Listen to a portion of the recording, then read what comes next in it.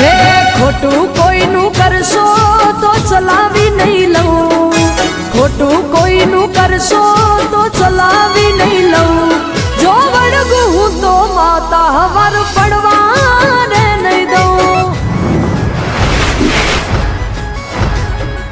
હો જોઈ લો ને તમે જૂના ચોપડા, દેવીઓના ઇતિહાસ ઉજળા. હે માથે જેના માએ હાથ રે મેલ્યા, કદી ના આવે એના દાડા દુબળા.